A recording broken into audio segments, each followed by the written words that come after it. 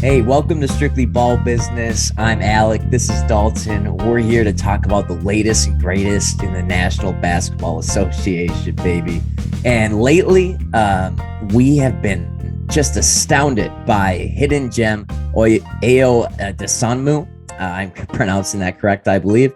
And in this episode, we're going to talk about him, just giving him a break, give you guys a breakdown of what he's like as a player and a guy.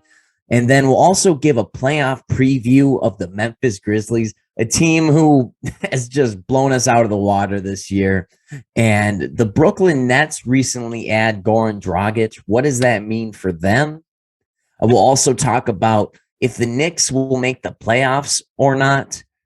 And we'll also discuss, lastly, who are the best under the radar big men in the league.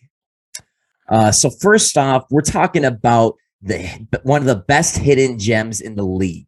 One of the best hidden gems in the league, baby. It's Ayo Dosunmu from the Chicago Bulls. He's a rookie. He was picked 38th in this league, a second-round pick for hell's sake. And guess what? He's homegrown. He's from the University of Illinois. They had, they were the number one seed in the tournament last year.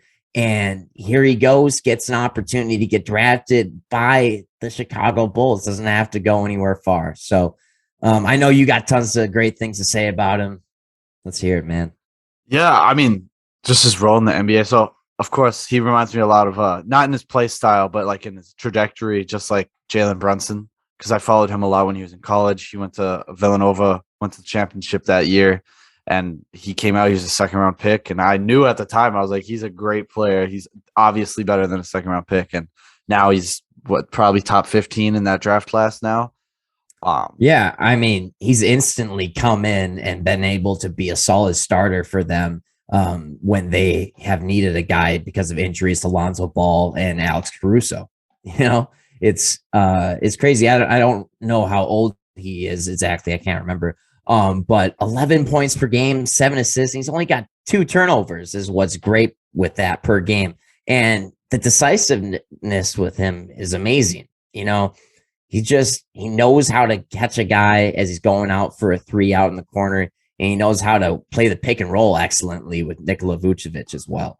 Yeah. And that's huge because that's a major part of their offense. When you have a scoring option that is your big, like Nikola Vucevic, who can fade or he can roll, you need to have somebody who's able to run it. And especially Lonzo's a pretty injury typical type guy. So to have a backup point guard like him, especially when Caruso's out too, and Zach LaVine has missed a lot of time. They've needed that depth because that's been that's the major concern for the Bull. One of the major concerns is their depth and injuries and how if they can stay healthy for the playoffs. And he's really showing. And they're clearly doing a good job. Yeah. I mean, their depth is clearly showing now because they needed it.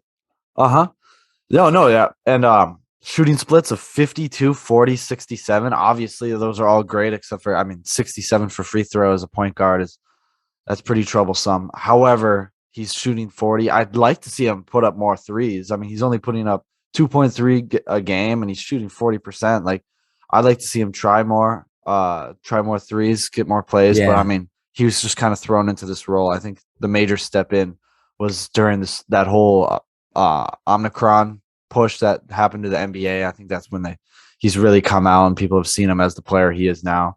So yeah, man. I mean, he prefers to score inside, no doubt. Like he's a driver. I've seen his jab step from the 3 to get guys to get off him a little bit. And then he'll take it right in for a nice layup, or even every now and then he started to pull it up from mid-range and as he's driving in. And I wish he would do that more, to be honest, because I think he's going to learn a great deal from DeMar DeRozan in being able to do some moves like that inside. Oh, yeah. Yeah, no, definitely. Yeah.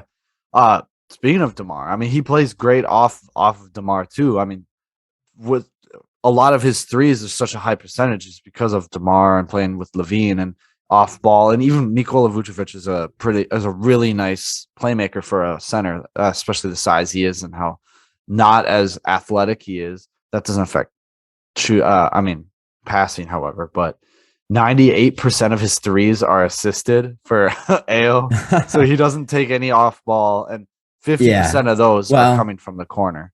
But I think it makes sense because he's a rookie and he's not going to overplay his hand and try to do ISO ball. He knows, like, how many better players are in front of him there. He's being humble. He's not, he's Right. catching it off the pass and being open because guys got him open. And, he's doing a good job in the pick and pop game, being able to get out there after giving it to a guy like Vucevic. So I Oh yeah. think, yeah, I mean, he's a very smart player, no doubt. Oh yeah, he does. And if I mean, looking at the advanced numbers, it shows that he's a negative player. But I mean, it's just advanced. It's a very small target. That was for the whole season. So he had sprinkles of minutes here and there. I don't think that's fair to attribute to how he actually plays. If you watch it, he's definitely a plus on for everything Oh, he yeah. does. He's not like the most outstanding defender, but he doesn't look like a total liability out on the floor. Like No, no doubt. I mean, he's looks within active. it. Yeah. Yeah, He's active hands. very That's all you active. need. I mean, that's Yeah, not I all you mean, need, but that, he at gets the this point, fast break going. He's a great on-ball defender, from what I've seen, and he's got decent instincts off ball. Like, he had this one instance where the shot clock was going down with James Harden, and they knew they he had to get the ball out of his hands or something, so he went and trapped him, and he couldn't get the shot off. But it's just like instincts for a rookie that you wouldn't expect to see. But obviously, being around guys like DeMar and Lonzo and Billy Donovan, Caruso. I think is a great coach. Yeah, yeah, Alex Caruso. I think being around all these guys is just helped out a lot. And obviously, he was a great player coming into it because he was on a great college team. He was their starting point guard there, and I think he definitely got underlooked coming into here, but his defense, I think he's got good instincts there, and it's just continually going to get better as he's around good influences in my mind. Yeah, I mean, for sure. And the role he stepped into, like I said, with all these injuries going on, I think he plays a huge role. Now, going forward, saying, let's look at it as the team as everyone's fully healthy, say Lonzo's back, Caruso's back. I mean, it kind of takes it's going to come down to him and Kobe White. So it's what the front office thinks they can make. I mean, they could probably get more assets. I don't think he's going to get traded. I think you keep him. I don't think Kobe White. Not that he's a bad. I know you're not a huge fan. I still see all the potential. I just not on this team anymore. I think they can Yeah, I get some mean, assets back for Kobe White that would help yeah, them I mean, now. at this point, it's his third season for Kobe White, right? Is it his third or fourth? It He might was even be drafted his with Cam Johnson and Jarrett Culver, so this is third. third. Yep. Okay. Yeah. So it's his third season. I mean, I think after this season, you kind of know what you've got with him, to be honest. Yeah.